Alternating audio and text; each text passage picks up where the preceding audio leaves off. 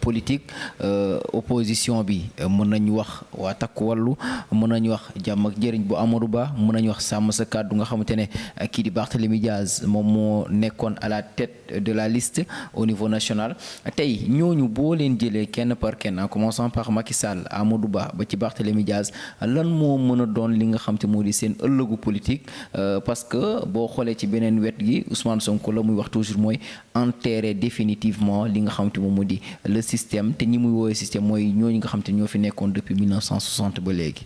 bon ku mel ne Macky Sall moom jeexal na. moom jeexal na Sénégalais yi won nañ ko yow c'est fini 2000 c'est-à-dire pourquoi mu bokk sax ci élection yi xëy na justement mooy poursuite yi moo tax mu ñëw sinon peut-être que mënoon na am du ñëw. ok donc mais Sénégalais yi dañ ko ne woon en le 24 mars 2024 dañ ko ne jeexal nañu mu ñëwaat ne dafay kii ñu ne déedéet saa waay jeexal. donc selon vous da doon osé waat askan wi xool ba xam. déedéet moi je pense que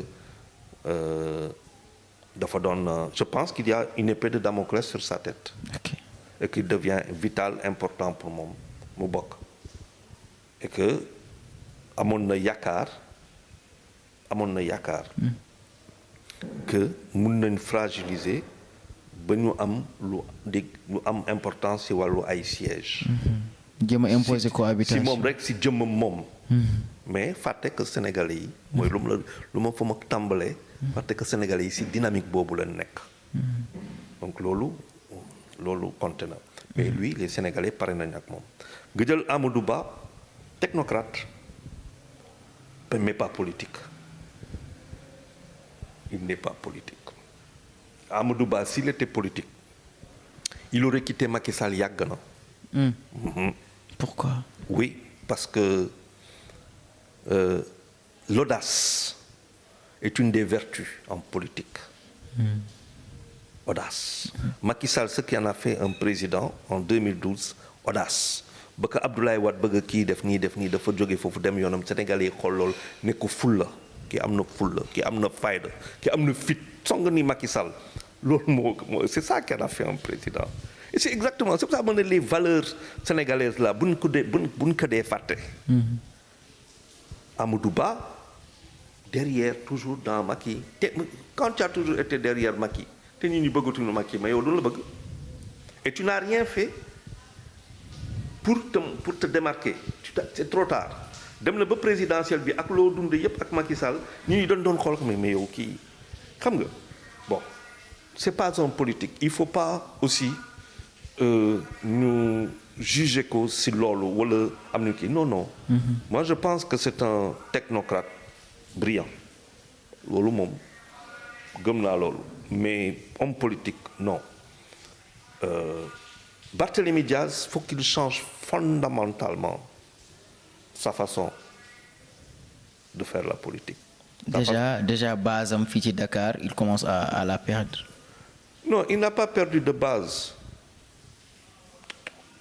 On en a fait un maire. C'est différent.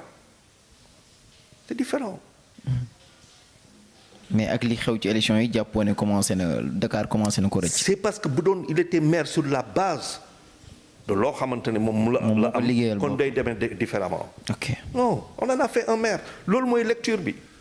Donc il doit travailler pour gagner. Il a la chance d'être jeune. Mais le discours doit changer.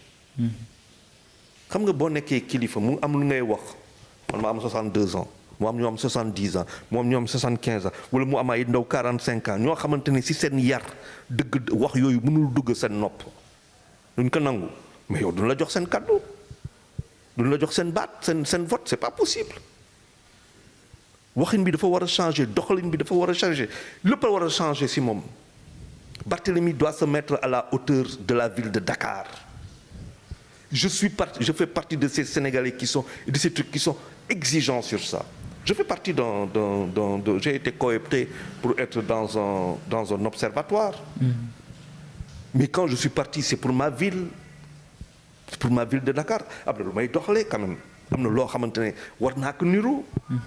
ba pare xale yi di ko xool di jàng si man di roy si man. Donc il doit se ressaisir.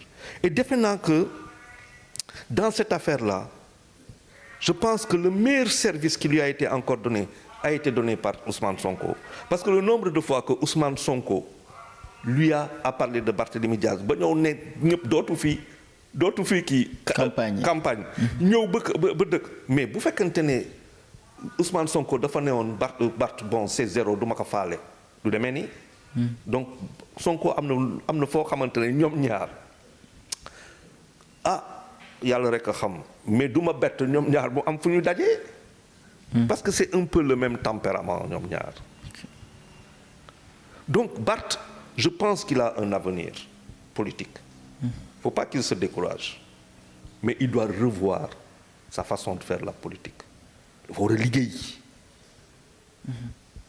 dafa war a liggéey dugg ci biir nit ñi dem ci biir nit ñi wàcc oto yi se débarrasser de toute cette affaire-là être le maire de Dakar politiquement comprendre que le leader aujourd'hui c'est lui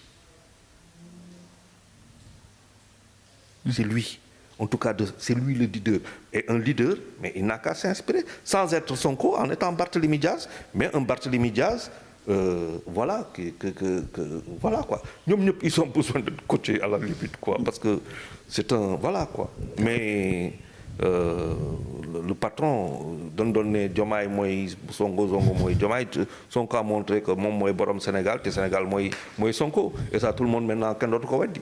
D'accord une dernière question peut-être foofu ca biir sàmm sa kàddu am na ñeneen leader yu fa nekkoon mën na ci tudd Pape Djibril Fall mën na ci tudd waa PUR itam waa itam ñeneen ñoom Thierno Bocoum Anta Babacar et tout Bougane Gueye Dany ñoo ñëpp selon yow ndax tey dañoo war a ñoom itam jéem a ressaisir waat génn ber seen yoon surtout Pape Djibril Fall un jeune comme lui ñooñu tey bu fekkoon ne vous étiez leur conseiller lan nga leen di digal tey. Moi j'aurais été leur conseiller je n'aurais jamais participé à ces législatives-là.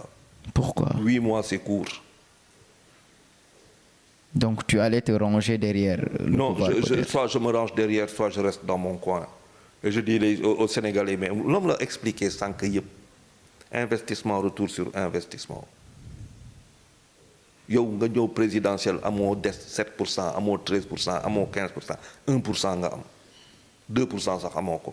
nga bëgg a ñëw législative foog ne que di nga am lu ëpp lool.